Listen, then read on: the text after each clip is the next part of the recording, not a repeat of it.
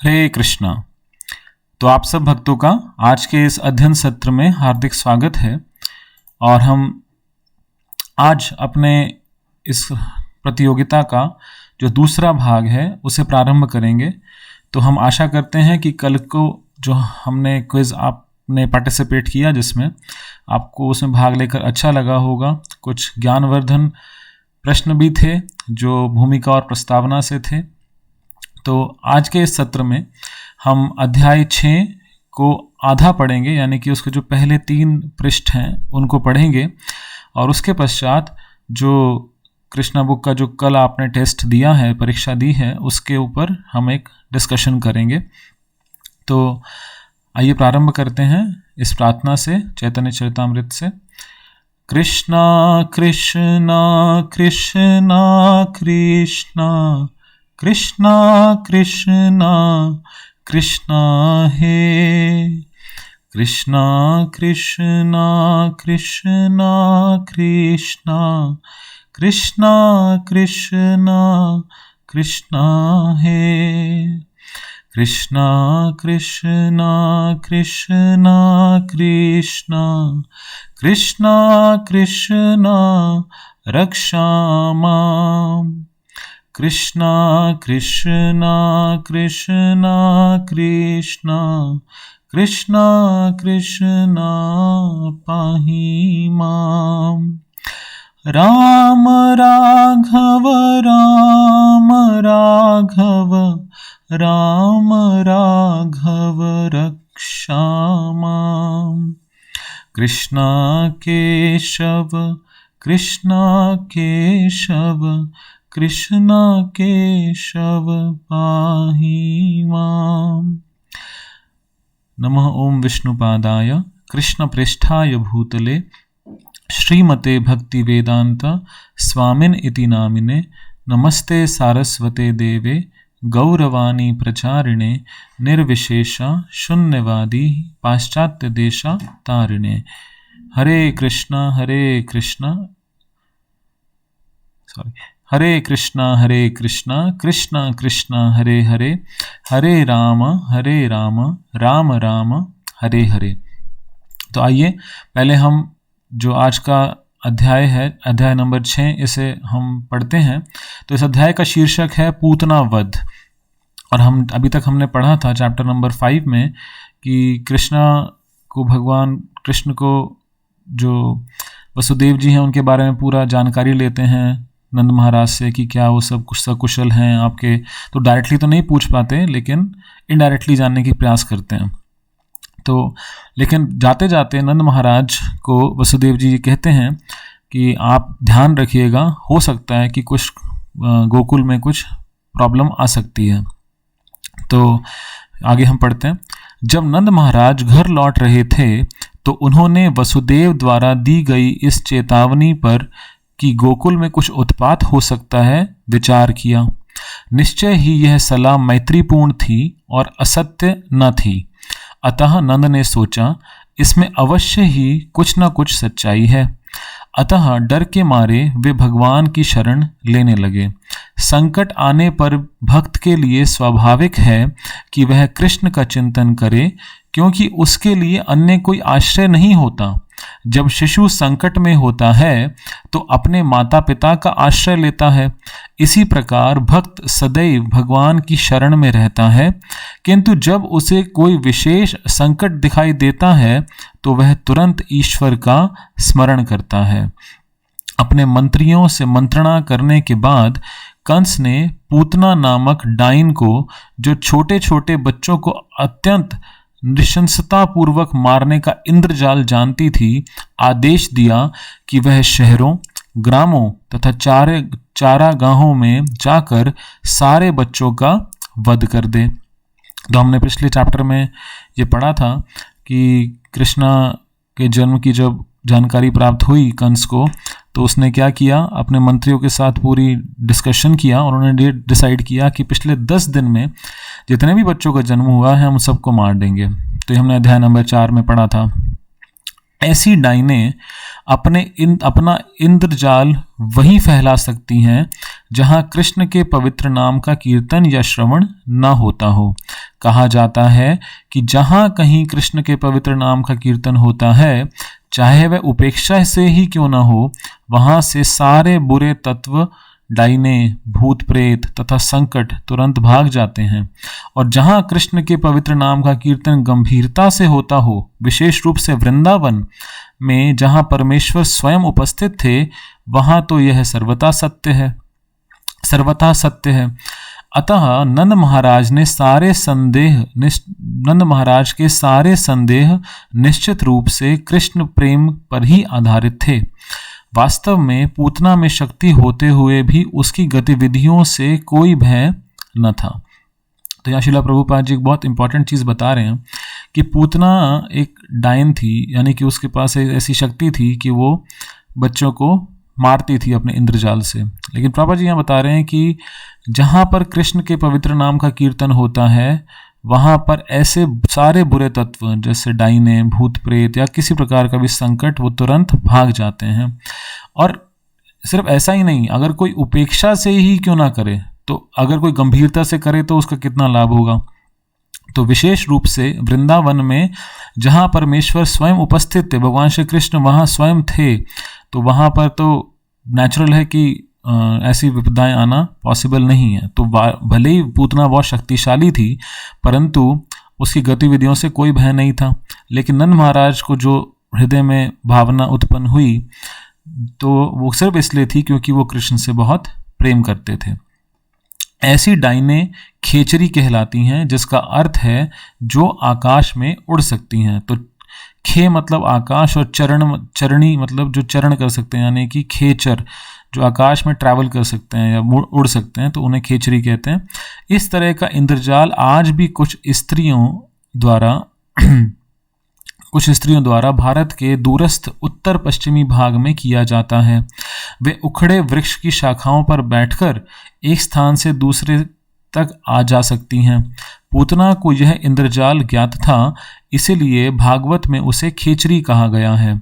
पूतना किसी प्रकार की अनुमति के बिना ही गोकुल में नंद के आवास महल में घुस गई।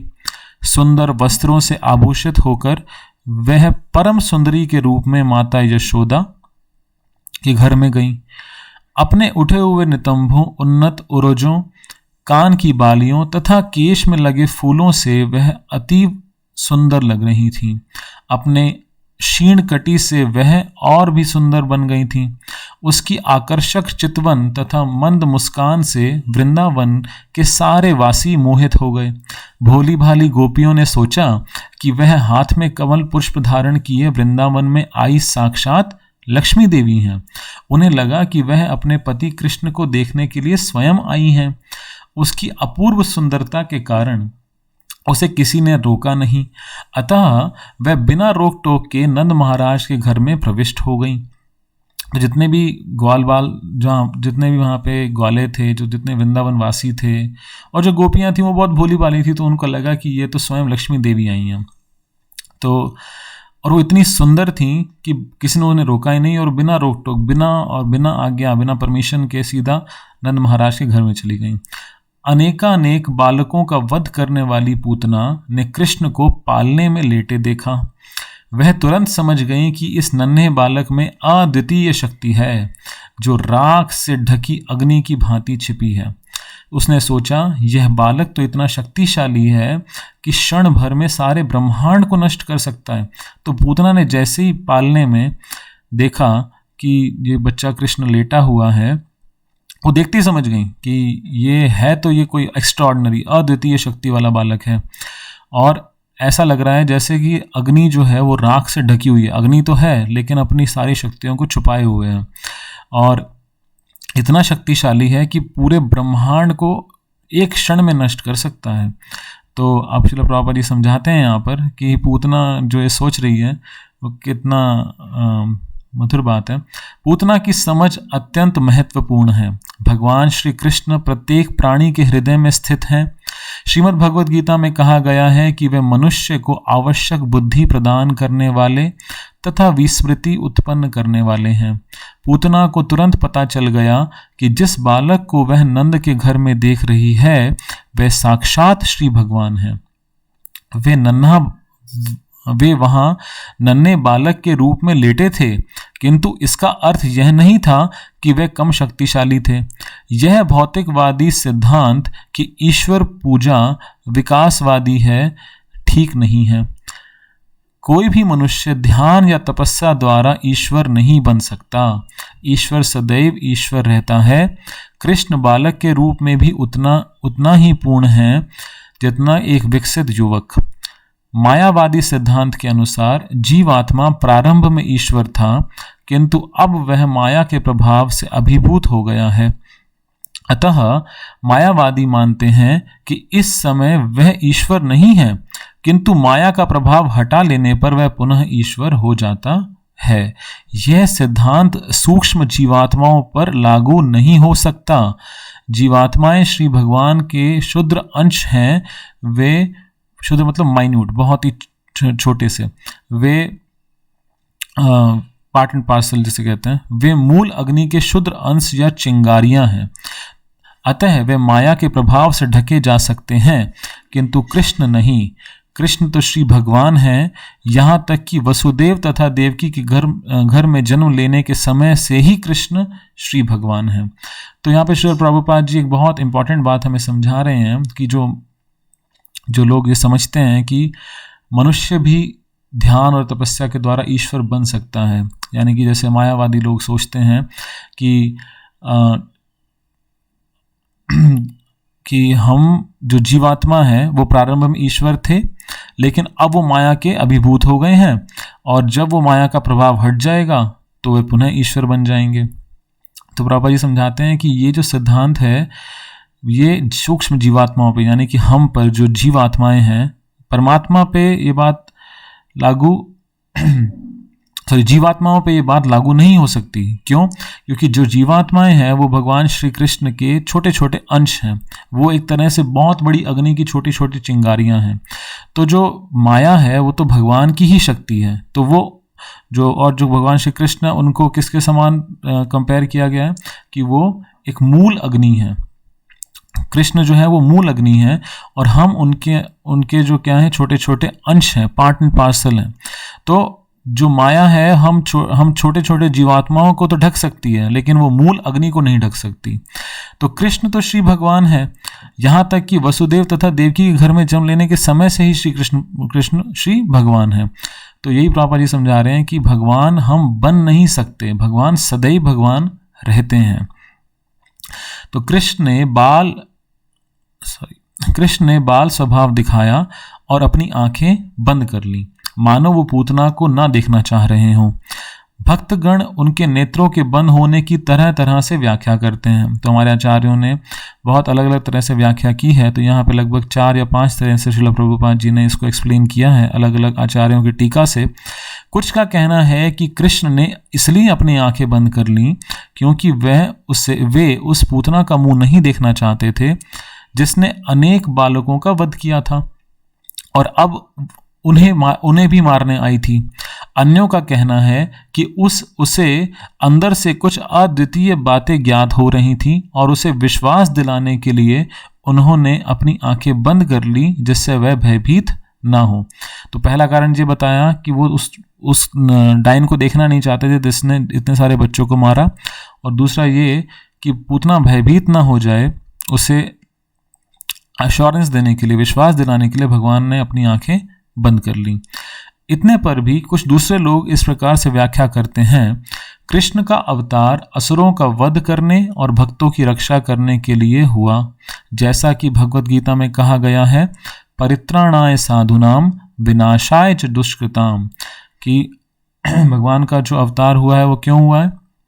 साधुओं की रक्षा के लिए और दुष्ट लोगों के विनाश के लिए। इस प्रकार उन्होंने जिस प्रथम असुर का वध करना था वह एक स्त्री थी।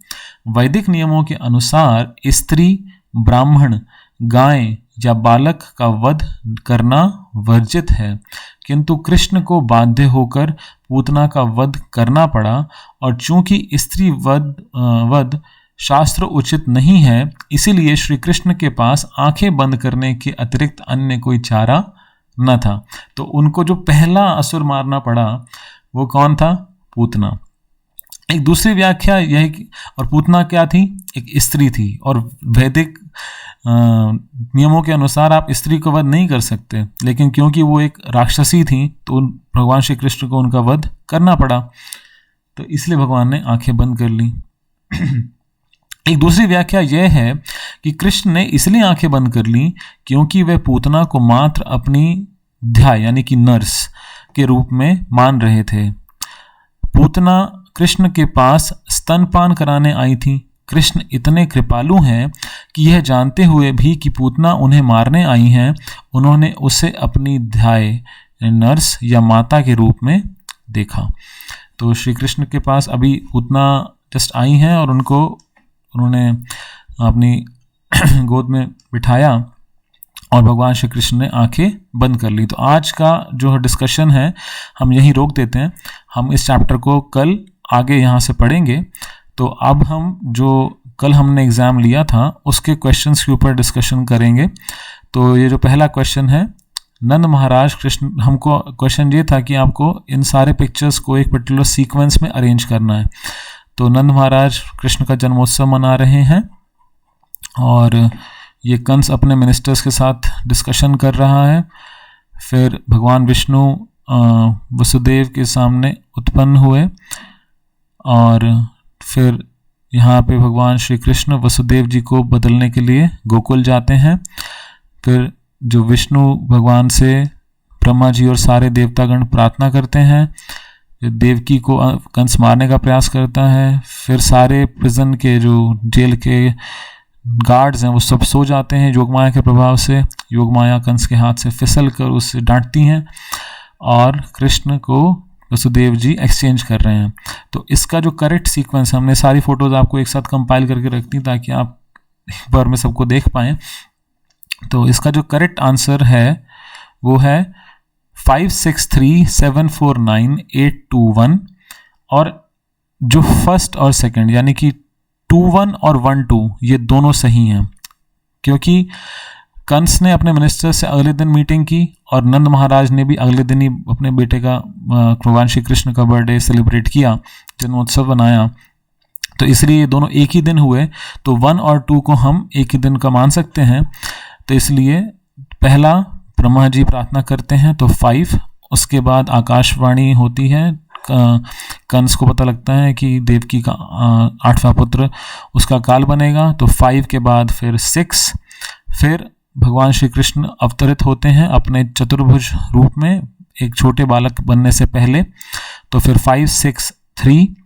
तत्पश्चात वसुदेव जी को आदेश देते हैं कि आप मुझे लेकर जाइए, तो आदेश देते हैं तो सारे जो कारागार के गार्ड्स हैं सो गए, तो 7, 5, 6, 3, 7। फिर वो जा रहे हैं तो यमुना जी उनको रास्ता देती हैं, तो ये हो गया 4। फिर वो गोकुल पहुंच जाते हैं, पहुंचने के बाद वो योगमाया को एक्सचेंज करते हैं, तो हो गया 9। फिर योगमाया कंस के हाथ से फिसलती हैं तो हुआ 8। फिर 2 या 1 कोई भी पहले आप लिख सकते हैं, 1 या 2, तो हमने दोनों को करेक्ट आंसर ट्रीट किया है। तो 5, 6, 3, 7, 4, 9, 8, 2, 1 या 8, 1, 2 दोनों को सही जवाब माना गया है। चलिए, ये है पिक्चर नंबर 1 में गर्भोदक्षाई विष्णु। कैसे पता लगाएं, क्योंकि इनके जो नाभि है वहाँ से एक नाल से ब्रह्मा जी उत्पन्न हो रहे हैं, तो ये गर्भोदक्षाई विष्णु है। फिर ये हैं भगवान महाविष्णु जिनके शरीर से सारे ब्रह्मांड उत्पन्न हो रहे हैं, और ये हैं क्षीरोदक्षाई विष्णु जो सबके हृदय में विद्यमान है। तो इनका करेक्ट ऑर्डर क्या है अवतरण होने का, तो वो है 2, 1, 3। पहले महाविष्णु, फिर गर्भोदक्षाई विष्णु और फिर क्षीरोदक्षाई विष्णु। फिर उसके बाद तो पहले अवतार गर्भोदक्षाई विष्णु, दूसरे अवतार महाविष्णु और तीसरे अवतार महाविष्णु का एक और नाम करणोदक्षाई विष्णु भी है। और तीसरे अवतार हैं क्षीरोदक्षाई विष्णु। तो जिस तरह से इसको लिखा गया है कुछ लोगों को शायद कन्फ्यूजन हुआ, तो हम उसके लिए क्षमा चाहते हैं, बट इसमें कोई डेलिबरेटली कोई मिस्टेक नहीं की गई थी। ओके, ये क्वेश्चन है जब ब्रह्मा जी प्रार्थना कर रहे हैं सारे देवताओं के साथ श्वेत द्वीप पर, तो जो पहले व्यक्ति हैं जो यहाँ लेटे हैं ये कौन है, क्षीरोदक्षाई विष्णु है। फिर कौन सा ये सागर है, ये दूध का सागर है, तो ये श्वेतद्वीप पर भगवान श्री कृष्ण भगवान विष्णु जहाँ है तो वहाँ दूध का सागर है। ये व्यक्ति जो पिक्चर नंबर 2 में है ये कौन है? ये ब्रह्मा जी हैं। और जगह का नाम क्या है? श्वेतद्वीप। और ये जो पिक्चर नंबर 3 में कौन है? पिक्चर नंबर 3 में यहाँ पर भूमि देवी एक गाय का रूप लेकर ब्रह्मा जी से प्रार्थना करने गई थी, तो इसलिए जो 3 नंबर पिक्चर है वो एक्चुअली में भूमि देवी हैं। तो अब ये नेक्स्ट क्वेश्चन, इसमें कुछ लोगों को कन्फ्यूजन हुआ। तो यहाँ पे 2 ब्राइट ऑब्जेक्ट्स दिखाए गए हैं, जो उज्जवल वस्तुएं दिखाई गई हैं, उनका प्रतिबिंब है। तो चंद्रमा और सूर्य का प्रतिबिंब है। तो ये इसका जवाब जो पहला विकल्प है वही इसका सही जवाब है कि वसुदेव जी ने कंस को एक उदाहरण दिया कि हम जो ये जैसे प्रतिबिंब है तो एक जीवात्मा अपने आप को शरीर समझता है, तो जब हवा चलती है तो प्रतिबिंब हिलता है, परंतु एक्चुअली में सूर्य या चंद्रमा अनअफेक्टेड रहते हैं। तो आत्मा उसी प्रकार से उसे कुछ फर्क नहीं पड़ता, परंतु ऐसा लगता है कि शरीर को, क्योंकि वो अपने आप को शरीर समझता है इसलिए वो उससे प्रभावित हो जाता है। बाकी सारे जो ऑप्शन हैं विकल्प हैं वो ठीक नहीं है। तो आप सत्य और असत्य का चयन कीजिए। तो जीवात्मा मुक्ति के बाद निष्क्रिय हो जाती है? नहीं, तो ये बात गलत है। जीवात्मा किसी भी स्थिति में निष्क्रिय नहीं होती। स्वीकार करना और अस्वीकार करना मन की प्रकृति है, बिल्कुल ठीक बात है। जो अपनी इंद्रियों को नियंत्रित नहीं कर सकता वह अपने निश्चय में स्थिर नहीं हो सकता, ये भी बात ठीक है। अपने पिछले जन्म में कंस कालनेमी था, बिल्कुल ठीक बात है, जो नारद मुनि ने उन्हें बताया था। अब आपको बताना है कंस के बारे में। तो वो यदुवंश से था? नहीं, वो भोज वंश से था। उनके पिता उग्रसेन थे, बिल्कुल ठीक बात है। उन्होंने देवकी के 7 बच्चों को मार डाला? नहीं, 6 बच्चों को, क्योंकि जो 7वां गर्भ था वो गर्भपात हो गया, बलराम जी स्थानांतरित हो गए और 8वां पुत्र कृष्ण हुआ, लेकिन वो गोकुल चले गए, तो मारा इफेक्टिवली 6 बच्चों को। वे जरासंध का प्रबल सहयोगी था, बिल्कुल ठीक बात है। जरासंध कंस के ससुर जी थे, उनके 2 बेटियां थीं और दोनों से कंस ने शादी की थी, और इसलिए जरासंध के पूरी बैकिंग के कारण उन्होंने अपना पूरा जो किंगडम था उसे स्ट्रॉन्ग किया। चूंकि वे कृष्ण के बारे में लगातार सोच रहे थे इसलिए उन्हें कृष्ण भावना भावित माना गया, बिल्कुल ठीक नहीं बात है, ये फॉल्स है, असत्य है, क्योंकि वो प्रतिकूल भाव से कृष्ण के बारे में सोच रहे थे। और अपने पूर्व जन्म में उनका नाम हिरण्यकशिपु था? नहीं, उनका नाम कालनेमी था। तो हम आगे चलते हैं अब योग माया के बारे में। तो वो भगवान श्री कृष्ण की परम सभी शक्तियों में प्रमुख हैं, ठीक बात है। वे नंद और यशोदा की बेटी हैं, ठीक बात है।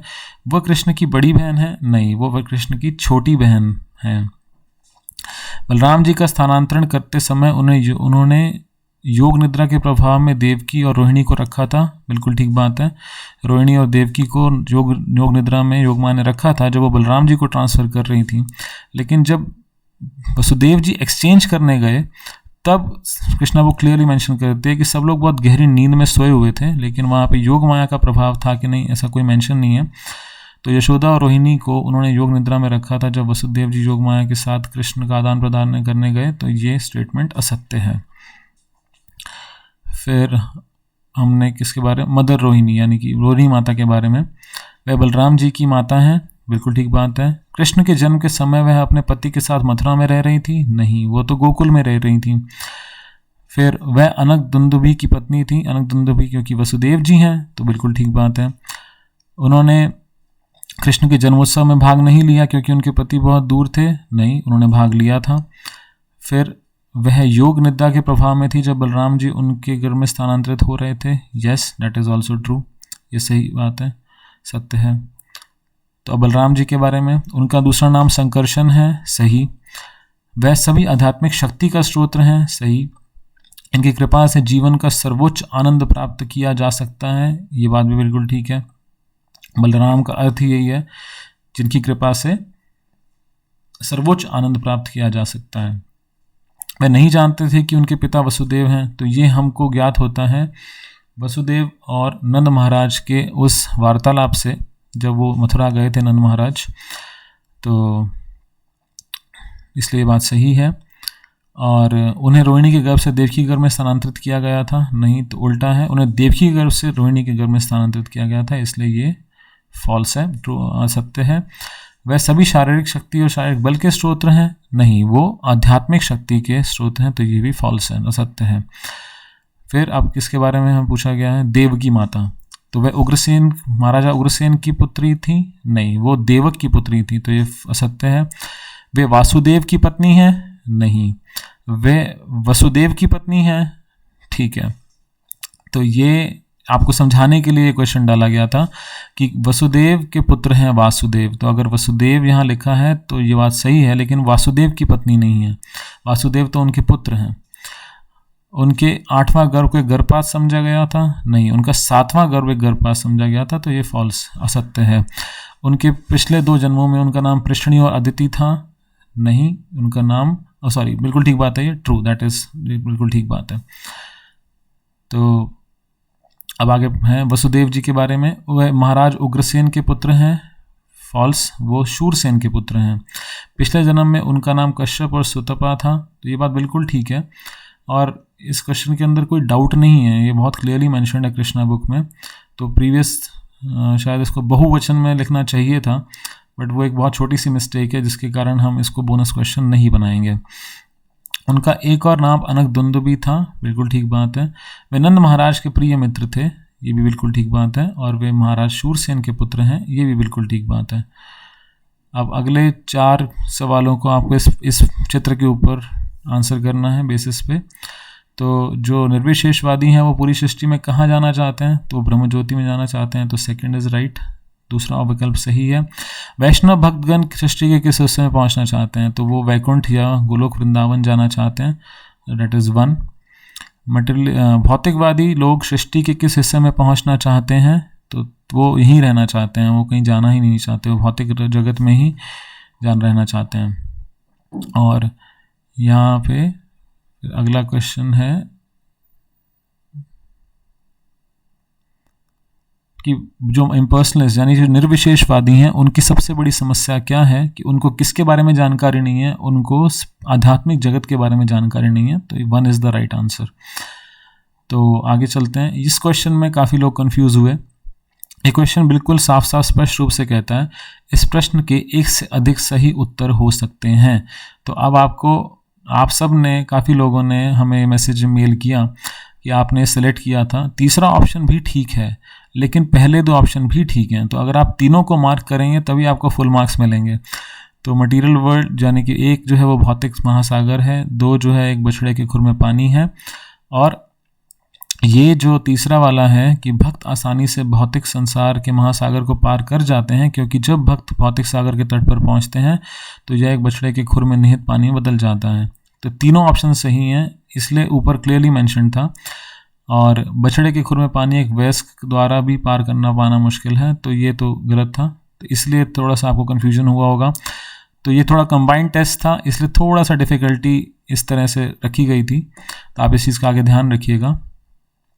तो आगे चलते हैं। ये एक व्यक्ति है जो बार बार बोल रहा है आम आम आम, और ये एक व्यक्ति हैं जो भक्त हैं जो चैंटिंग कर रहे हैं हरे कृष्ण महामंत्र की। तो जो पहला व्यक्ति है जो आम आम बोल रहा है, उसको क्या जल्द ही अपने मुख में एक अल्फोंसो आम का स्वाद महसूस होगा? असत्य है। व्यक्ति 2 धीरे धीरे प्रभु के पवित्र नामों को अमृत चखना शुरू करेगा, बिल्कुल ठीक बात है। पहला व्यक्ति थक जाएगा और महसूस करेगा और जब करना बंद कर देगा, ये भी बात ठीक है। कितनी देर तक कर पाएगा? व्यक्ति 2 थकान महसूस करना शुरू करेगा और जब बंद कर देगा, नहीं, वो तो करेगा, ओके। और फिर व्यक्ति 2 अधिक से अधिक जप करेगा क्योंकि उसे लगता है कि वह अधिक आनंदित होगा, ये बात भी सत्य है। भगवान क्योंकि परम हैं तो उनके नाम तथा वास्तविक रूप में कोई अंतर नहीं है, ये बात भी सत्य है। और भौतिक जगत में नाम तथा रूप में अंतर होता है, ये बात भी सत्य है। तो क्योंकि ये सिर्फ आपको एक अंडरस्टैंडिंग आपकी बनाने के लिए था, चलिए, ये एक सिंबॉलिक रिप्रेजेंटेशन है, यानी कि सिर्फ दिखाया गया है 2 पिक्चर्स को कंबाइन करके। तो ये जो फर्स्ट सितारा है ये कौन सा है? रोहिणी नक्षत्र है, रोहिणी स्टार है। तो ठीक है, ये आंसर, ये विकल्प सही है। और क्योंकि ये चंद्रमा आधा है, लेकिन भगवान श्री कृष्ण के जब जन्म हुआ जन्माष्टमी वाले दिन तो चंद्रमा पूरा हो गया, क्योंकि भगवान चंद्रमा के घर में जन्म ले रहे थे। इसलिए खुशी के कारण चंद्रमा भगवान की कृपा के कारण क्या हुआ, पूर्ण चंद्र हो गया। तो इसलिए दिखाया जो गया वो सही नहीं है, दिस इज नॉट ट्रू, ये सही नहीं है, ठीक है। फिर भौतिक जगत के अंदर क्या क्या उसके क्या विशेषताएं हैं, जन्म, बुढ़ापा, बीमारी और मृत्यु। तो ये यहाँ तक हमने वो पार्ट कवर कर लिया जो हमारे पेपर के अंदर जिसके मार्क्स दिए गए थे। अब हम वो वाले क्वेश्चंस डिस्कस करेंगे जिसके मार्क्स नहीं दिए गए थे। तो हम इसको प्रारंभ करते हैं। ये सिर्फ आपकी ज्ञानवर्धन के लिए था, तो हम इसको थोड़ा जल्दी से कंप्लीट करके आज का इस सत्र को विराम करेंगे। तो भगवान के जो चतुर्व्यूह विस्तार हैं उनके नाम चुनिए। तो संकर्षण, प्रद्युम्न, वसुदेव और अनिरुद्ध, ये भगवान के चतुर्व्यूह अवतार हैं जो बलराम जी से आते हैं। तो ये सब प्रस्तावना और भूमिका से लिया गया है, तो इसलिए हमने आपको इसके मार्क्स अंक आपके जोड़े नहीं हैं। तो ये 6 लोग हैं, मुकेश अंबानी, आर्नोल्ड, मोदी जी हैं, दीपिका पादुकोण हैं, आइंस्टीन हैं और रामदेव बाबा हैं। तो ये इनके अंदर कुछ ना कुछ क्या है, विशेषताएं हैं उनके अंदर। और ये हैं 7 में जो हैं भगवान श्री कृष्ण। तो व्यक्तित्व 1 से 6 में कुछ ऐश्वर्य हैं, लेकिन ये ऐश्वर्य सीमित हैं। और व्यक्तित्व 1 से 6 में ऐश्वर्य हैं, लेकिन उनमें से कोई भी एक साथ सभी ऐश्वर्य के स्वामी नहीं है। और भगवान श्री कृष्ण के पास सभी ऐश्वर्य हैं, लेकिन वो अनलिमिटेड क्वांटिटी में, यानी कि असीमित मात्रा में है। तो ये पहले 3 ऑप्शंस ठीक हैं, बाकी दोनों ऑप्शंस गलत हैं, ठीक है। आगे चलते हैं, कौन कौन से ये विकल्प सही हैं। तो फेम यानी कि प्रसिद्धि, सुंदरता, धन, बल, वैराग्य और बुद्धि, ये 6 ऐश्वर्य भगवान के अंदर असीमित मात्रा में है। तो यहाँ भी मेंशन था, क्वेश्चन के प्रश्न के अधिक 1 से सही उत्तर हो सकते हैं, तो 6 के 6 आपको सेलेक्ट करने थे। अच्छा, आज ही हमने पढ़ा कि कोई क्या भगवान बन सकता है। तो देखिए, ये है साउथ इंडिया में एक व्यक्ति हैं जिनका नाम अपने आप को ये बताते हैं कि मैं कल की भगवान हूँ। और 1990 में जब ये 40 साल की उम्र इनकी थी, तो इन्होंने कहा कि मैं भगवान हूँ, अपने आप को घोषित कर दिया। और पिछले साल दिसंबर में ही इनको 2019 में दिल का दौरा पड़ा। और एक ये हैं, ये भगवान श्री कृष्ण, आज ही हमने इनके बारे में पढ़ा है कि इन्होंने पूतना इनका वध करने आई हैं। तो चलिए कुछ प्रश्न है, इनका जवाब देते हैं। कृष्ण सदैव भगवान हैं, चाहे वह शिशु थे, बालक थे या युवा थे। बिल्कुल सत्य बात है, उनको कुछ अलग से कुछ करना नहीं पड़ा, वो सदैव भगवान रहते हैं। भगवान कृष्ण को सर्वोच्च शक्तिशाली बनने के लिए बहुत सारे योग करने पड़े, असत्य है। माँ यशोदा के पास भगवान कृष्ण के लिए एक होम ट्यूटर था जिसने उन्हें अलौकिक शक्तियां प्रदान की और राक्षसों को मारने का तरीका सिखाया, असत्य है। भगवान श्री कृष्ण का जन्म वीरपात से नहीं हुआ था, बिल्कुल ठीक बात है, वो तो देवकी के मन में आए थे, वसुदेव जी के मन से, हृदय से। भगवान का शरीर बूढ़ा नहीं होता, हालांकि वे सबसे पुराने व्यक्ति हैं, तो वो भी बात ठीक है। भगवान श्री कृष्ण नव यौवन रहते हैं हमेशा। फिर ये हैं विभिन्न रस, तो ये पक्षी, पेड़ पौधे जो भगवान के साथ रस है उनका वो है शांत रस।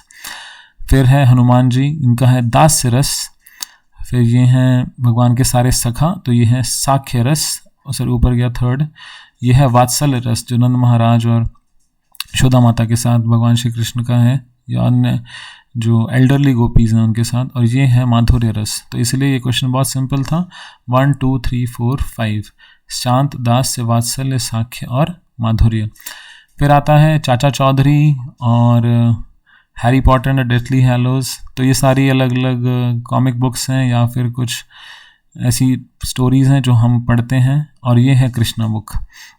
तो श्रील प्रभुपाद जी ने इसका सही उत्तर क्या है कि हम इन ऊपर दिखाए गए चित्रों से क्या निष्कर्ष निकाल सकते हैं कि लोग जो है वो फिक्शन नॉवल यानी कि दूसरों के बारे में उनकी गतिविधियां पढ़ना पसंद करते हैं, और इसीलिए भगवान श्री कृष्ण के बारे में श्रील प्रभुपाद जी ने इस पुस्तक को लिखा है, ताकि हमारी जो ये प्रवृत्ति है दूसरों की गतिविधियों को जानने की वो पूर्ण हो सके। तो जो बाकी हैं वो ये विकल्प सही नहीं है, पहला विकल्प इसका सही है। इस पुस्तक का जो चैप्टर नंबर 9 है, क्या नाम है उसका, तो उसका नाम है Raj Vidya, the king of all knowledge. या ज्ञान का राजा। ये व्यक्ति कौन है? ये है जॉर्ज हैरिसन, जो बीटल्स के लीड गिटारिस्ट और सिंगर थे, और इन्होंने श्रील प्रभुपाद जी को इस कृष्णा बुक के जो पहला पब्लिशिंग था उसके लिए $19,000 गिफ्ट डोनेट किए थे, दान दिए थे। तो ये उस टाइम पे बहुत फेमस थे 1960s में। और फिर आगे सवाल है, गोलोक वृंदावन की 3 फोटोग्राफ्स दिखाई गई हैं आपको, इसके बारे में पूछा गया है। इस स्थान का नाम गोलोक वृंदावन है, बिल्कुल ठीक बात है। यहाँ सभी वृक्ष कल्प वृक्ष हैं, ठीक बात है। यह स्थान चिंतामणि है, ये भी ठीक है। यहाँ सुरभि गायें से भरी हुई, सारी जगह सुरभि गायों से भरी है, ये भी ठीक है। यहाँ जन्म, बुढ़ापा, बीमारी, मृत्यु जैसी समस्याओं से मुक्त है, ये भी ठीक बात है। और ये भौतिक संसार से परे है, ये भी ठीक बात है। ये सारे विकल्प सही थे। फिर यहाँ पे 6 गोस्वामियों के बारे में पूछा गया है। तो पहले 6 नाम जो थे वो करेक्ट हैं, यानी कि रूप गोस्वामी, सनातन गोस्वामी, रघुनाथ दास गोस्वामी, रघुनाथ भट्ट गोस्वामी, गोपाल भट्ट गोस्वामी और जीव गोस्वामी। ये हमारे 6 गोस्वामी हैं। जो बाकी नाम दिए गए हैं वो कुछ नाम स्पेकुलेटेड हैं, और लोकनाथ गोस्वामी, भूगर गोस्वामी, और ये दोनों भी वृंदावन में रहते थे, लेकिन उनको 6 गोस्वामी में काउंट नहीं किया जाता। तो रघुनंदन गोस्वामी और बद्रीनारायण गोस्वामी, इनको हम दिस नाम एक कंकॉक्टेड नाम था। फिर 1 2 3 4 ये आइडेंटिफाई करना है। तो जो यदु वंश था, यदु राजा थे, वो चंद्रमा के वंश से आए थे। तो यदु, तो पहला यदु है। फिर दशरथ जी के पुत्र हुए भगवान राम। फिर 3 हुआ, तीसरे कौन हुए? शूरसेन, क्योंकि अनक दुंदुबी के जो, यानी कि वसुदेव जी के जो पिता हैं वो हुए शूरसेन, और भगवान श्री कृष्ण आए वसुदेव जी के पुत्र के रूप में। तो रघु, अज, तो ये जो पूरी डायनेस्टी है, 2 डायनेस्टीज़ हैं, एक चंद्रमा से आती हैं और एक सूर्य से आती हैं। तो भगवान दोनों में अवतरित होते हैं। यहाँ पर भगवान राम, क्योंकि भगवान राम सूर्यवंशी थे या रघुवंश से थे, और यहाँ पर भगवान यदुवंश, यानी कि कृष्ण भगवान यदुवंश या चंद्रवंश में थे। तो आगे पढ़ते हैं। ये 2 लोग बात कर रहे हैं। अरे तुम्हें पता है कि मेरे सबसे पसंदीदा भगवान कौन से हैं? हाँ मैं जानता हूँ, कृष्ण है ना। पर क्या तुम जानते हो कि मैं उन्हें क्यों पसंद करता हूँ? क्योंकि उनकी बहुत सारी गर्लफ्रेंड्स थीं। तो ये श्रील प्रभुपाद जी इसको बताते हैं। तो भौतिकवादी पुरुष कृष्ण की ओर आकर्षित होते हैं क्योंकि उन्हें लगता है कि गोपियों के साथ कृष्ण के प्रेम संबंध इस भौतिक जगत में सामान्य युवा लड़कों और लड़कियों के प्रेम की तरह हैं। तो ये बात सही है। इस दुनिया में मौजूद सेक्स इच्छा स्वाभाविक है क्योंकि यह परम पुरुषोत्तर भगवान में भी मौजूद है, लेकिन ये एक विकृत रूप में है, यहाँ पर एक विकृत रूप में है। तो और इसीलिए प्रभुपाद जी कहते हैं कि ये कुछ एस्टॉनिशिंग नहीं है, लेकिन जो ये जो रूप यहाँ पे भौतिक संसार में है इसका, इस काम इच्छा का, ये कैसे है? ये एक विकृत रूप में है। तो आगे, जब भौतिकवादी व्यक्ति लोग गोपियों के साथ कृष्ण की लीलाओं को प्रामाणिक स्रोतों से सुनते हैं तो उनके हृदय में भौतिक काम वासना नष्ट हो जाती है। बिल्कुल ठीक बात है। जब हम प्रामाणिक स्रोतों से सुनते हैं, श्रील प्रभुपाद जी जो हमारे आचार्यों की टीकाओं से हम पढ़ते हैं, तो हमारे हृदय की जो काम वासना है वो नष्ट हो जाती है। लेकिन अगला प्रश्न क्या था? जब भौतिकवादी लोग गूगल से और आस्था और संस्कार चैनल पे किसी की भी सुनते हैं तो उनके हृदय की भौतिक काम वासना नष्ट होगी? तो नहीं होगी। तो ये सत्य है। कृष्ण की लीलाओं के बारे में किसी को नहीं सुनना चाहिए, नहीं तो उनके हृदय में क्या भौतिक काम वासना उत्पन्न हो सकती है? ये भी असत्य है। और ये आखिरी प्रश्न है शायद हमारा। तो इसमें ये 3 लोग हैं, एक जानवरों को काट रहा है, एक लॉकडाउन है कपिल शर्मा देख रहे हैं, और एक अमेज़ॉन प्राइम पे भी नई मूवी आई है गुलाबों से ताबो, वो देख रहे हैं। तो क्या होगा? वे सभी कृष्ण कथा में रुचि नहीं लेंगे क्योंकि वे या तो जानवरों को मार रहे हैं या लॉकडाउन के दौरान कीमती समय बर्बाद करके खुद को मार रहे हैं। तो वही बताते हैं श्रील प्रभुपाद जी कि आत्महा मतलब या तो वो अपने आप को मारता है या दूसरों को, पशुओं को मारता है। तो इसलिए हमें इस समय का बहुत सदुपयोग करना चाहिए। तो आइए इस सत्र को यहीं विराम देते हैं। तो हमारा कल इसी समय हमारा जो अग्रिम सत्र है, जो आगे की जो पुस्तक है, हम कृष्णा बुक का अध्याय नंबर 6 को कल कंप्लीट करेंगे, और तत्पश्चात वेडनेसडे यानी कि 15 जुलाई को 8:30 बजे हमारा उस पर टेस्ट होगा अध्याय नंबर 6 पर। तो आप सबका बहुत बहुत धन्यवाद। श्रील प्रभुपाद की जय।